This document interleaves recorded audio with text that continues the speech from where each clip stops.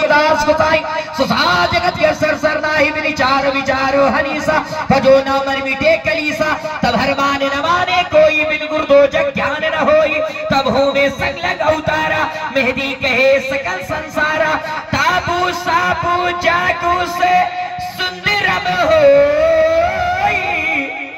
अरे बिना महामती पारी न हो।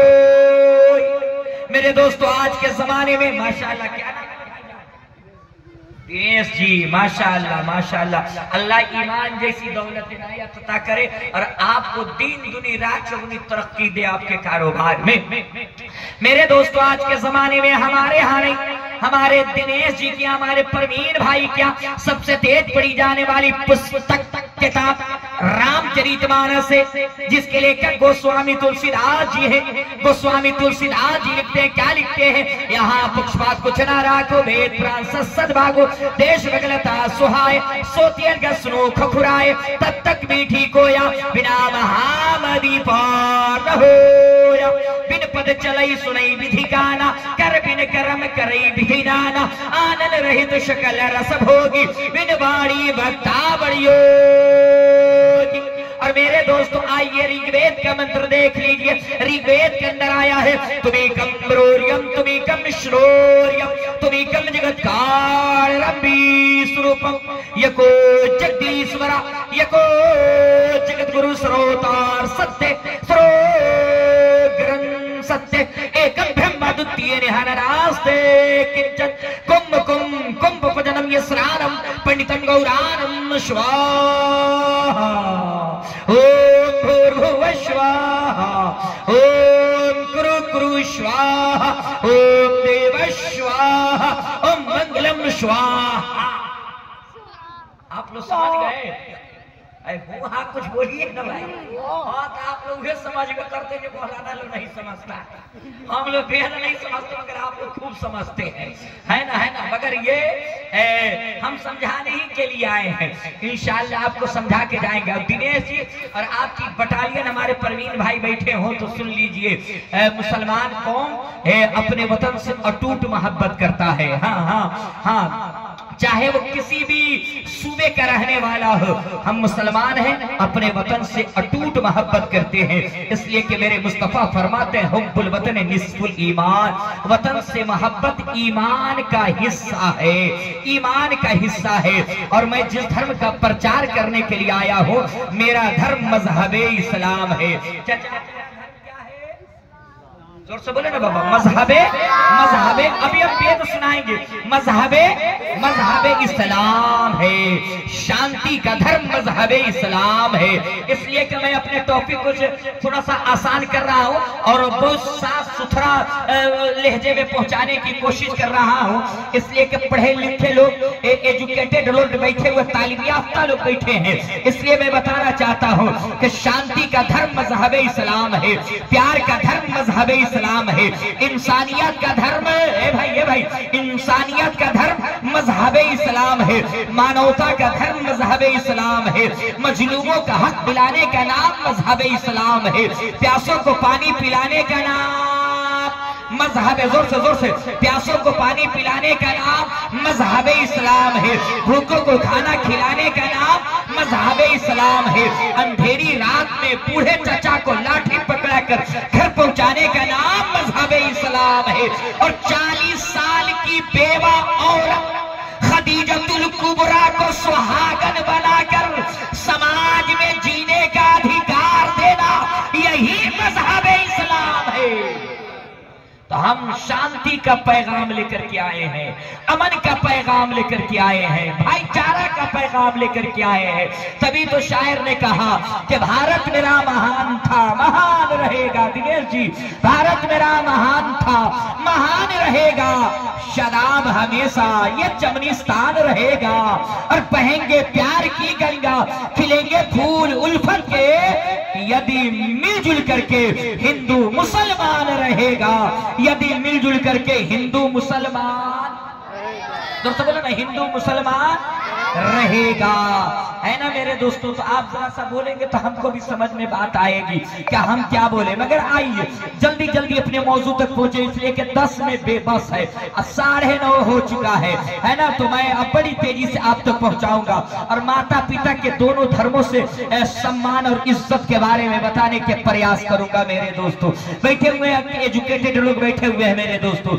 हम लोग जिस मुल्क में रहते हैं इस मुल्क का नाम हिंदुस्तान है। क्या है बाबा? हिंदुस्तान है। नकले कुफ्र नबाशन मेरे दोस्तों, लकुम दीनुकुम वलिय दीन। उनका धर्म, दिनेश जी का धर्म उनके लिए है और मेरा धर्म मेरे लिए है। ला इकराह फिद्दीन, धर्म में मजहब में जोर जबरदस्ती नहीं है। इस्लाम ये नहीं सिखाता कि किसी के गर्दन पे तलवार न करके तुम कलमा पढ़ाओ, नहीं। इस्लाम दिलों पे राज करने के लिए आया है। इस्लाम दिलों में अमन देने के लिए आया है, समाज को मानवता का पाठ पढ़ाने के लिए आया है। तो मेरे दोस्तों इसी मुल्क के हिंदुस्तान के बगल में एक मुल्क है जिसे दुनिया के नक्शे में श्रीलंका कहा जाता है। उसी श्रीलंका की धरती पर हमारे बिरादर हिंदू भाई परवीन भाई के बहुत बड़े महात्मा, बहुत बड़े पुरोहित, जिनको हिंदू समुदाय का शंकर जी कहा जाता है और उन्हीं को महादेव जी भी कहा जाता है। एक रोज कैलाश की पर्वत पे बैठे थे और उनकी पत्नी पार्वती बैठी हुई थी। पार्वती से महादेव जी कहने लगे, ए मेरी पत्नी पार्वती, तू जानती है इस दुनिया के अंदर एक बालक जन्म लेने वाला है, एक कल्कि अवतार आने वाला है, एक अंतिम ऋषि मुनि आने वाला है, एक आखिरी पैगंबर आने वाला है, एक बालक जन्म लेने वाला है। जब वो बालक जन्म लेगा तो पूरे ब्रह्मांड का, पूरे संसार का काया पलट देगा, सिस्टम चेंज कर देगा। आपसे कहा जाए मेरे दोस्तों के कल इसी छपरा में एक डीएम आने वाला है जो पूरे जिले को चेंज कर देगा, इनकलाब लाएगा, शांति लाएगा, अमन लाएगा।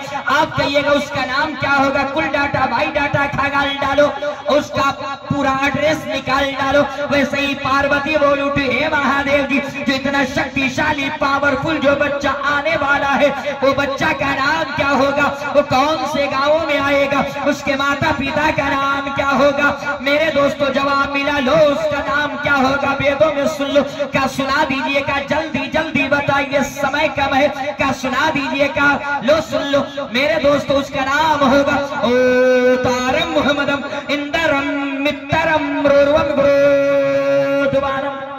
और जिस गांव में आएंगे उस गांव का नाम होगा शंबल ग्राम यश ब्रह्मनाशमात्मा ने दाता का परास्ति युग युग महा संतोषम महा प्रथम महा बलवतम महा। मेरे दोस्तों मैं बड़ी तेजी से अपनी मंजिल तक पहुंचू, समय पे खत्म कर दूं, इसलिए कि जो समय से नहीं चला वो पीछे छूट जाता है। मेरे दोस्तों आइए बड़ी तेजी के साथ, शंबल गरा अवतारम मोहम्मदम अवतारम इंदर अवतारम मोहम्मदम इंदरम मित्रम ग्रोधवानम। मेरे दोस्तों वेदों में आया कि जो अवतार आने वाला है, जो कल की आने वाला है, जो बालक आने वाला है, जो मसीहा आने वाला है, जो पैगंबर आने वाला है, उसका वेदों में नाम होगा अवतारम मोहम्मदम इंदरम मित्रम ग्रोधवानम। मेरे दोस्तों जो कल की आएगा उसको वेदों में कहा जाएगा अवतारम मोहम्मदम अवतारम मोहम्मदम अवतारम मोहम्मदम। जो अवतार आएंगे, जो बालक आएगा, जो पैगंबर आएगा, जो मसीहा आएगा, उसको वेदों में कहा जाएगा अवतारम मोहम्मदम अवतारम मोहम्मदम। उसी अवतार को, उसी कल की को, उसी पैगंबर को वेदों में मोहम्मद कहा जाएगा। इंदरम मित्रम इंदरम मित्रम इंदरम मित्रम। वो रब के मित्र होंगे, वो रब के दोस्त होंगे, वो रब के प्रेमी होंगे, वो रब के करीबी होंगे। ये तो वेदों में बताया गया है, मगर उसी आखिरी पैगंबर को अपने यहाँ हबीबुल्लाह कहा गया है, उन्हीं को मोहम्मदुर रसूलुल्लाह कहा गया। भैया टाइम देख रहे हैं, हम 10 बजे खत्म कर देंगे, नहीं तो ऐसा नहीं है कि एक मौलाना साहब को एक आदमी बोला है सारा जलसा खत्म, एक आदमी लाठी लेकर बैठा रहा। मौलाना ने कहा तुम काहे बैठे? ना आप अपनी तकरीर चालू रखिए, जलसा के बाद ना हम पूछेंगे कि आपको बुलाया कौन था।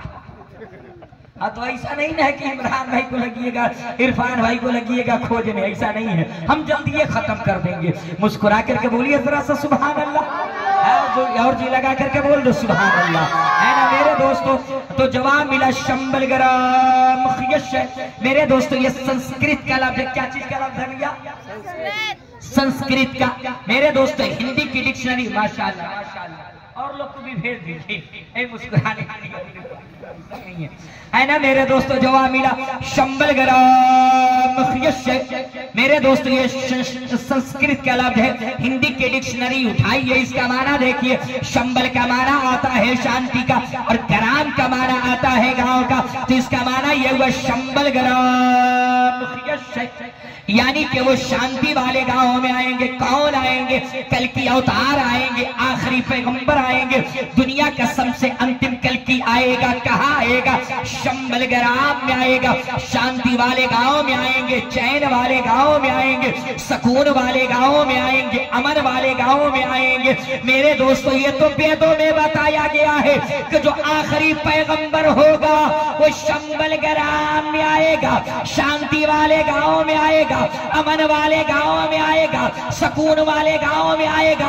मगर उठाइए आकाशीय पुस्तक, आकाशीय ग्रंथ कुरान मुकद्दस को और कहिए ए कुरान तू बता कि मेरा पैगंबर कहाँ आया है। तो कुरान आवाज दे रहा है वह तीनी बस सैतूनी वह तूर सीनीना वह हादल बलदिल अमीन, वो बलदिल अमीन में आए हैं, वो अमन वाले शहर में आए हैं, वो चैन वाले शहर में आए हैं। तो इससे पता चल गया कि मेरे नबी के आने से पहले पहले हमारे बिरादरे वतन के बहुत बड़े पुरोहित महादेव जी मेरे नबी के आने की खुशखबरी सुना रहे हैं, आने की पता बता रहे हैं।